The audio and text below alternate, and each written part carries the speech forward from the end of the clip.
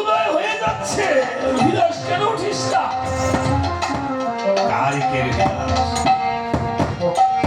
চন্দ্রসেন ভাবছি রবিদাস ঘুমিয়ে পড়েছে, কিন্তু রবিদাস এই জিহ্বা আড়ষ্ট হয়ে যাচ্ছে, মৃত্যুর খুলে ঢলে যাচ্ছে। আর কেঁদে কেঁদে বলছে, চন্দ্রসেন রে, হরে ভাই রে চন্দ্রসেন,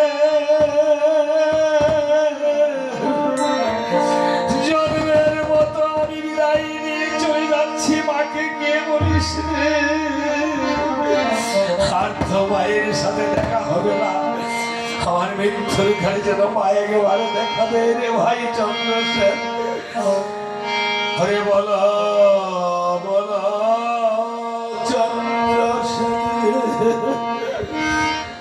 বলিস রে ভাই মায়ের কাছে, জন্মের মতো তুই কাছে জমা লয় যা কই কাছে, বলো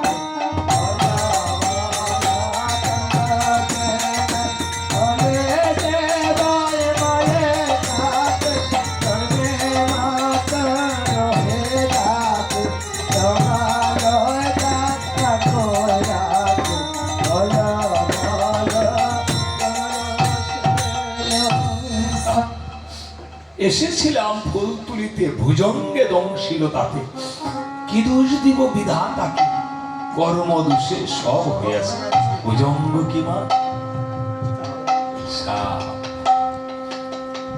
এই কথাগুলো বুঝতে বলিস রে ভাই, প্রায় সখা মাইকে ধরে দেয়নি দেখা, এসার প্রাণ আর যায় না রাখা, শিশে অঙ্গ ছাই হয়েছে, কেঁদে কেঁদে বলতে বলতে রবিদাস মৃত্যুর কুলে ধরে গেল। চন্দ্রসেন ডাকছে, এই রবিদাস, তুই না বড় দুষ্ট হয়েছিস, তুই ইদানিং আমার কথা শুনছিস না? মাকে গিয়ে বলবো, মা তোমার রুহিদাস না আবার ঘুমিয়ে রয়েছে বাগানে, আমি আনতে পারলাম না মা, অনেক ঢাকাঢাকি করলাম, তোমার রুহিদাসকে আনতে পারলাম না। এসে মায়ের কাছে এসে বলেছে, ওগো মা, ওগো মা, তোমার রুহিদাসটা মনে হয় অনেকে দুষ্ট হয়েছে, অনেকে ডাকাডাকি করেও আনতে পারলাম না, ঘুমিয়ে পড়েছে। মায়ের বুঝতে বাকি রইল না যে রুহিদাস কোন ঘুমে ঘুমিয়ে রয়েছে। এসে বলছে, চন্দ্রসেন রে, আমাকে রুহিদাসের কাছে নিয়ে যা। গিয়ে দেখি আরে মায়ের রুহিদাস যেন জীবন্তরে ঘুমিয়ে রয়েছে দেখা যায়।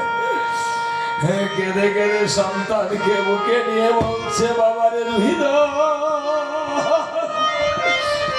কেন এই হতভাগী মাকে ফেলে একা চলে গেলি রে বাবা? একবার আমাকে মা বলে না, তোকে নিয়ে নগরে নগরে ভিক্ষা করে খাইতাম রে বাবা। হ বাবা, বাবা রুহিদাস রে, একবার মা বলি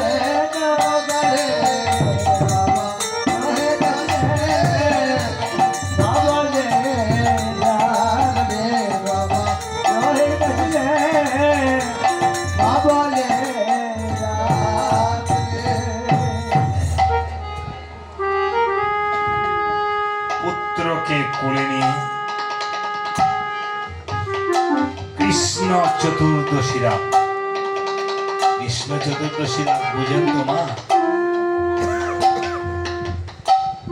গুটগুটে আধার, অমাবস্যা অমাবস্যার আগের দিনকে কৃষ্ণ চতুর্দশী রাত বলে। আজ সর্বারানী চলছে শ্মশানে গিয়েছে। আমরা পালার প্রায় শেষ পর্যায়ে চলে এসেছি। সবাই প্রসাদ নিয়ে যাবেন, ঘটের জল নিয়ে যাবেন, চামড়ের আশীর্বাদ নিয়ে যাবেন যদি কেউ না পেয়ে থাকেন। যদি কারো মনোবাঞ্ছা থাকে কীর্তনিয়াকে বায়ানকে দক্ষিণান্ত করিবেন। রামায়ণ কীর্তন শ্রবণ করিলে কীর্তনিয়াকে বায়ানকে যত্নিচিত দক্ষিণান্ত করে মনোবাঞ্ছা পূর্ণ হয়। তবে রাজা হরিশ্চন্দ্রে এই পারে বৃষ্টি তো হচ্ছে, গুটগুটি আধার, শ্মশানে কোনো চালা ঘর ছিল না। রাজা হরিশ্চন্দ্র নদীর ওই পারে গিয়ে রয়েছে। যখন নারীর ক্রন্দন শুনছে, ওগো ওগো কে তোমরা কোথায় আছো, আমার পুত্রকে দাহ করে দাও। নারীর ক্রন্দন যখন শুনছে, অমনি রাজা হরিশ্চন্দ্র ভাবছে এই বুঝি মৃতদেহ আসছে। আমার তো আর সুখের কপাল নেই, আমার তো আর সুখের কপাল নেই। ওগো নারী তুমি ভয় পেও না, আমি আসছি। পাহাড় থেকে বলছে। রানী সভ্যা যেন আশ্বস্ত হয়েছে। দেখেন শ্মশানে আমরা অনেক সময় দিনেও শ্মশানের পাশ দিয়ে যেতে চাই না, তাই না? মাঝে মাঝে শ্মশানে যাই। শ্মশানে শিব থাকে, ভূত প্রেত থাকে। শিব তো ভূত প্রেতদের পিতা। যখন ব্রহ্মা বলছিল শিবকে তুমি সৃষ্টি করো, শিব তখন ভূত প্রেত দেবদানব সৃষ্টি করছে। কারো জিভ বা লম্বা, হাত দুইটা, হ্যাঁ ৫-৫০টা, এরকম চোখ বড় বড়, একই দেহে পুরুষ নারী এরকম। বলছে এইগুলি কি তুমি বানাইছো, আমি এইগুলি ছাড়া থাকতে পারবো না। তাহলে তুমি এইগুলি নিয়ে থাকো, বলছে না? এখন শিব তো শ্মশানে থাকে, আবার কৈলাসেও থাকে। কিন্তু আপনি যদি ভূতের নাথ হতে পারেন, ভূতের নাথে থাকতে পারেন, তাহলে কিন্তু ওইখানে কার্যকর হয়। গিয়ে রাজা হরিশ্চন্দ্র এসে বলছে, ও তোমার পুত্র এটা, তোমার পুত্রটা বুঝি মরে গিয়েছে, দাও দাহ করে দেই। দাহ করাই তো আমার কাজ, আমার কাজ আমি করবো না, কে করবে? ঠিক আছে, এবার বলছে তাহলে ৫০ কাহন করে দাও।